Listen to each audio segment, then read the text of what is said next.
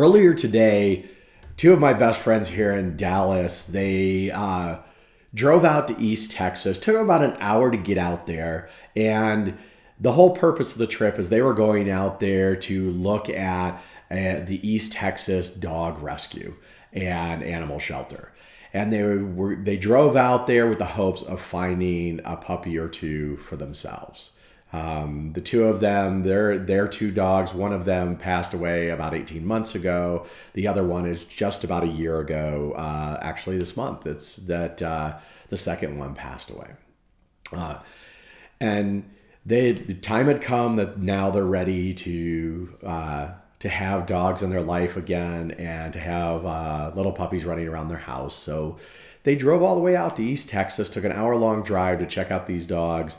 And lo and behold, they came home with two dogs. Beautiful, beautiful little puppies, about 11 or 12 weeks old. One of them's named Bear. The other one's named Bandit. They're just so much fun. I've obviously gotten a chance to go over to their house and to see the puppies and to play with the puppies. And they're just so, so cute.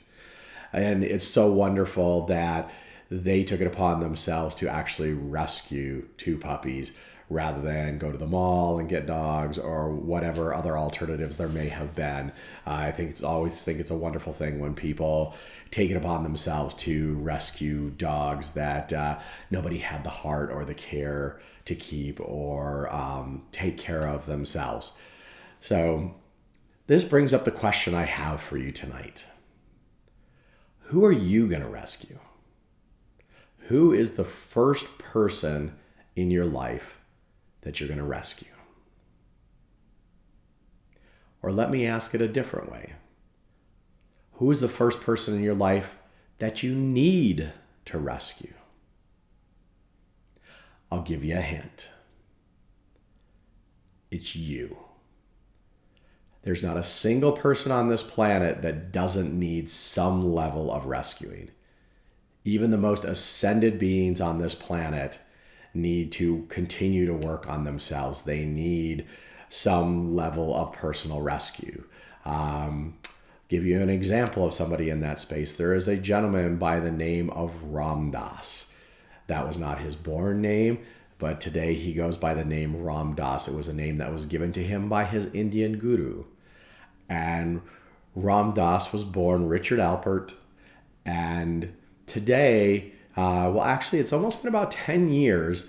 If you watch the documentary Ram Dass, Fierce Grace, or maybe it's Fierce Grace Ram Dass, I don't know which, one of those two. But if you watch that documentary, it's a documentary a little bit about his earlier life, but mostly about where he is since he had a stroke.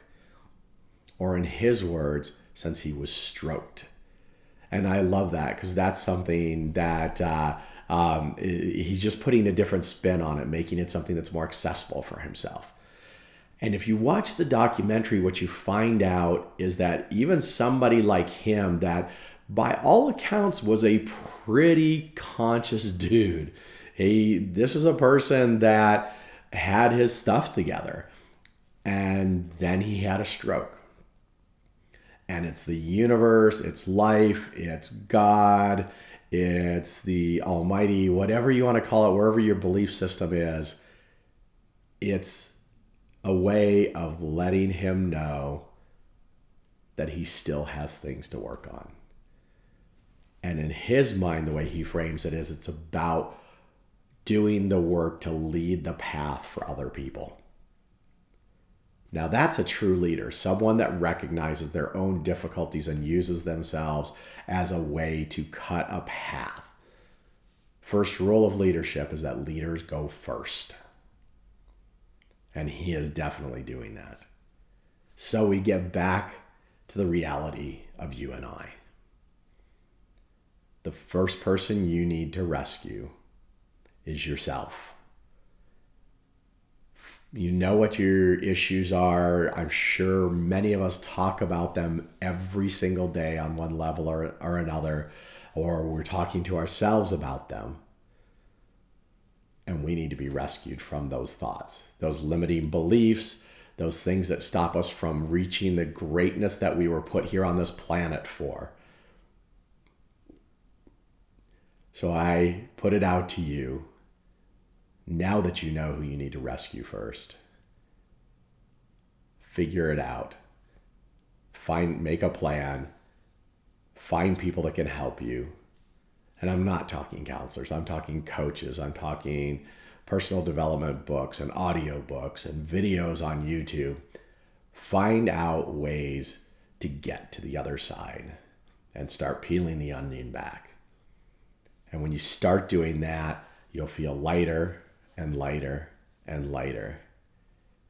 And maybe someday you'll be blessed to be in the position of Ram Dass and be shown another path to cut and lead people down.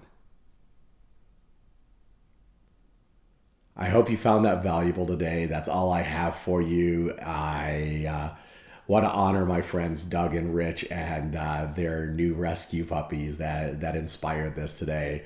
I love you guys, and for everybody else, I love you as well. Please like and share this with your friends and family. Comment below. I would love to know what you think of this, and if you have any ideas for any future episodes. All right, take care. Bye-bye.